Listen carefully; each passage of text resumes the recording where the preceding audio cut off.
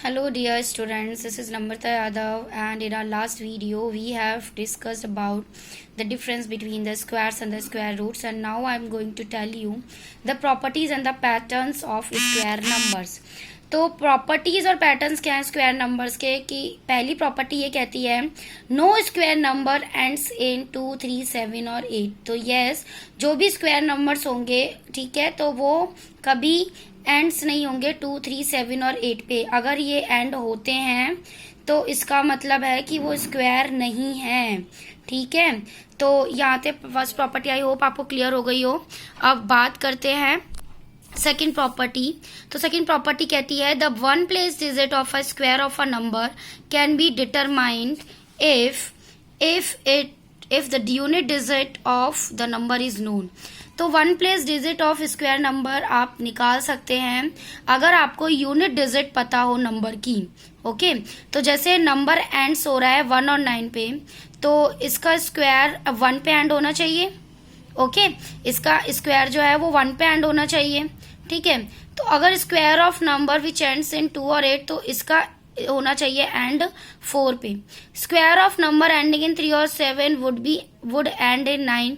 Similarly, the square of a number ending in 4 or 6 would end in 6, and if a number ends in 5 or 0, its square would end in 5 और 0 respectively।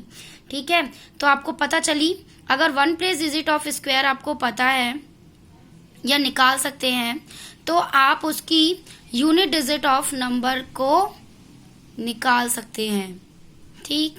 तो ये आपके कुछ example हैं। 11 square तो 121, 19 square 361, 25 square 625। Okay, तो यहाँ पे 1 का यूनिट डिजिट पे क्या है, 11 में देखें तो यूनिट डिजिट पे 1 है और 1 का स्क्वायर 1 होता है, ठीक है। तो इसी तरीके से 19 का स्क्वायर में आप देखो यूनिट डिजिट 1 है और 1 का स्क्वायर क्या होता है 1, तो इसका एंड भी आपका 1 पे ही होगा। यूनिट डिजिट पे आपका देखो यहाँ पे यूनिट डिजिट है 9 9 जा कितने होते हैं 81, तो एंड किस पे होगा 1 पे। 5 5 जो स्क्वायर है तो 25 हो जाएगा। 5 का स्क्वायर 25 होता है, 25 किस पे एंड हो रहा है 5 पे, तो 25 का स्क्वायर भी 5 पे एंड होगा। तो आई होप आपको समझ में आ गया हो। यूनिट डिजिट पे जो वैल्यू होती है इसको स्क्वायर करके देखो वो जहाँ पे एंड हो रही है, तो इस पूरे होल की भी जो आप करेंगे, होल का भी जो आप स्क्वायर करेंगे तो उसकी एंड डिजिट भी सेम रहेगी। अब बात आ रही जो नंबर ऑफ जीरोज होते हैं, अगर वो परफेक्ट स्क्वायर पे एंड कर रहे हैं तो वो हमेशा इवन होंगे, ठीक है। तो जैसे 1 0, तो इसको अगर हम स्क्वायर करेंगे तो ये 0 पे ही एंड होगा। 20 स्क्वायर 400, ये भी 0। अब अगर नंबर इवन है या ऑड है तो इसका स्क्वायर कैसे होगा, तो देखो 4 इवन नंबर है, 12 इवन नंबर है, 18 इवन नंबर है, इसका स्क्वायर आपका क्या आ रहा है इवन, इसका स्क्वायर भी इवन आएगा। बट जो ऑड नंबर है इनके स्क्वायर्स आपके ऑड रहते हैं, ठीक है। तो अब यहाँ से समझ आ गई प्रॉपर्टी 4। प्रॉपर्टी 5 बोलती है कि जो परफेक्ट स्क्वायर होता है इसका हमेशा रिमाइंडर 0 या 1 आता है अगर हम इसे 3 से डिवाइड करें। तो ये भी एक तरीका है कि आप पहचान सकते हो कि परफेक्ट स्क्वायर है या नहीं है, ठीक है। 6 है कि अगर n कोई परफेक्ट स्क्वायर है तो 2n जो होगा वो कभी भी परफेक्ट स्क्वायर नहीं होगा। मतलब अगर n कोई भी वैल्यू है और उसे 2 के साथ मल्टीप्लाई करेंगे तो वो परफेक्ट स्क्वायर नहीं बनेगा। जैसे 4 is perfect square of 2, then 8 जो होगा वो कभी भी आपका परफेक्ट नंबर नहीं होगा, परफेक्ट स्क्वायर नंबर नहीं होगा। समझ आया क्यों? क्योंकि देखो 2 के साथ अगर हम, जैसे 4 था परफेक्ट स्क्वायर क्यों है कि अगर हम 4 का वो निकालें 2 4 जा 8, ठीक है, तो ये परफेक्ट स्क्वायर तो 2 का हुआ।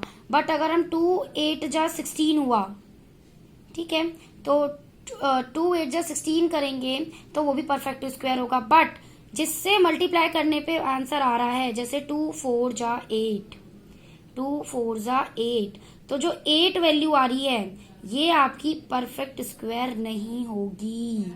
ओके, तो I hope you are clear what I am just trying to saying from these properties. So let's do another property, property 7 कि अगर p आपका कोई प्राइम नंबर है और n कोई परफेक्ट स्क्वायर है तो pn का मल्टीप्लिकेशन कभी भी परफेक्ट स्क्वायर नहीं होगा। Suppose p is equal to 7, तो yes 7 is a prime number, और n आपका परफेक्ट स्क्वायर है, तो यानी n यानी 16, तो yes 16 is a perfect square of 4। तो n इंटू पी करेंगे तो 112 आएगा, जो कि परफेक्ट स्क्वायर नहीं होगा। सिमिलरली अगर हम p इज इक्वल टू 3 ले लें, ठीक है, मैं आपको एक एग्जांपल करके दिखाना चाहूंगी। सपोज मैंने p इज इक्वल टू 3 लिया, ओके, और n इज इक्वल टू मैं कोई ले लेती हूँ 4, ठीक है, क्योंकि 4 जो है वो आपका परफेक्ट स्क्वायर है, p 3 जो है वो प्राइम है, प्राइम नंबर है, ठीक है। 4 जो है आपका स्क्वायर है, परफेक्ट स्क्वायर है, परफेक्ट स्क्वायर ऑफ 2 है। तो इन दोनों का मल्टीप्लीकेशन p इंटू एन जो होगा वो कभी भी आपका परफेक्ट स्क्वायर नहीं होगा। देख सकते हैं, तो देखो बेटा p इंटू 8 के तो 4 इंटू 3 12 आया, तो 12 किसी का परफेक्ट स्क्वायर है? नो। ठीक है, तो यहाँ से आपको आई थिंक ये प्रॉपर्टी समझ आई हो। प्रॉपर्टी 10 जो है वो बताती है कि there are 2 and non perfect squares. ठीक है, 2 इंटू कोई भी नंबर मल्टीप्लाई करेंगे तो वो नॉन परफेक्ट स्क्वायर्स अगर होंगे 2 कंसेक्यूटिव नंबर्स में, तो n+1 उसकी वैल्यूज होंगी। कैसे? जैसे n इज इक्वल टू ले लिया 3, n का स्क्वायर किया तो 9 आया, तो जब n+1 करेंगे तो इसका स्क्वायर देखो क्या आएगा, तो 4 स्क्वायर इज इक्वल टू 16। तो इस तरीके से भी आप आइडेंटिफाई कर सकते हैं कि ये परफेक्ट स्क्वायर है या नहीं है। अब square of the number like 1, 11, 111 and so on, इनका इंटरसेक्टिंग पैटर्न होता है। तो ये आपके क्या होते हैं? ये आपके स्क्वायर्स होते हैं। जैसे 1 का स्क्वायर 1, 11 का स्क्वायर 121, तो ये जिनका स्क्वायर कर रहे हैं तो इनकी लास्ट डिजिट भी वही आ रही है, तो इट मीन्स ये परफेक्ट स्क्वायर है। ओके, तो इसी तरीके से आपको क्वेश्चंस करने हैं। ठीक है, अब क्वेश्चंस हैं, तो क्वेश्चन के लिए मैं सबसे पहले आपको प्राइम फैक्टराइजेशन से प्राइम परफेक्ट स्क्वायर निकालना सिखाऊंगी। तो प्राइम फैक्टर्स कैसे करते हैं, आई होप आपको आता होगा प्राइम फैक्टर्स निकालना। सपोज हमें 441 के प्राइम फैक्टर्स निकालने हैं। ठीक है, तो क्या ये 2 से जाएगा? तो लास्ट डिजिट 2 से डिविजिबल नहीं है। 3 से करके देखते हैं फिर। तो 3 से जा रहा है, yes, 3 1s are 3 and 4 and then 7, yes, and then ये जाएगा 3 4 जा 12 एंड 3 9s एंड देन ये जाएगा 49, 3 से जाएगा नहीं, 7 से जाएगा, 7 7 जा एंड 7 1 जा। तो 3 यहाँ पे 2 टाइम्स आया, 7 यहाँ पे 2 टाइम्स आया, तो हम इसे लिख सकते हैं 3 इंटू 3 मल्टीप्लाई 7 इंटू 7। तो ये 2 बार आ रहा है, ये 2 बार आ रहे हैं, तो इनका क्या करेंगे, इनमें से ले लेंगे हम क्या, एक एक नंबर जो 2 बार आ रहे हैं उनमें से हम एक एक नंबर सेलेक्ट कर लेंगे। यहाँ से 3 ले लिया, यहाँ से 7 ले लिया, तो ये 21 हो गया। ठीक है, तो यस 21 हमारा ऐसा रिक्वायर्ड नंबर है जिसका स्क्वायर जो आ रहा है वो 441 है। तो 21 इज अ स्क्वायर रूट, इसे हम स्क्वायर रूट भी कहते हैं, स्क्वायर रूट ऑफ किसका, 441, या फिर कह सकते हैं 21 एक ऐसा नंबर है जिसका स्क्वायर 441 है, नॉट 444, इट इज योर 441। तो ये होता है प्राइम फैक्टर से निकालने का भी तरीका। ओके, और अगर हमें एक्चुअल मल्टीप्लिकेशन नहीं करना है तो उस केस में कैसे निकालेंगे, तो उस केस में भी निकालना सिखाती हूँ। मल्टीप्लिकेशन नहीं करना है, प्राइम फैक्टर्स नहीं निकालना है, तो हम कैसे स्क्वायर निकालेंगे किसी भी वैल्यूज का, तो देखो मैं आपको करना सिखाती हूँ। ठीक है, तो देखो यहाँ पे मैंने लिया 34, हमें इसका क्या निकालना है, हमें इसके स्क्वायर्स निकालने हैं।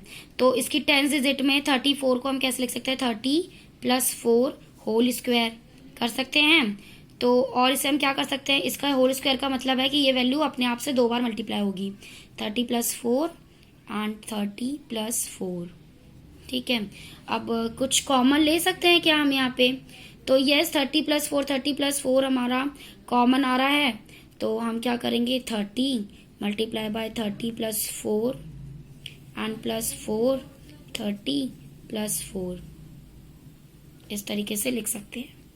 ठीक है, तो 30 इंटू 30 करेंगे तो ये हो जाएगा 900 प्लस 30 इंटू 4 हो जाएगा 120 प्लस 4 इंटू 30 करेंगे तो 120, 4 + 4 करेंगे 16। ठीक है, इन सब का ऐड कर देंगे तो ये हो जाएगा हमारा 1156। ठीक, तो यस 1156 जो है हमारा वो स्क्वायर है, किसका भी निकाला हमने, 34। So like this way we can easily find out the squares of the following numbers without actual multiplication. Okay, I hope you have clear till now. Thank you, class.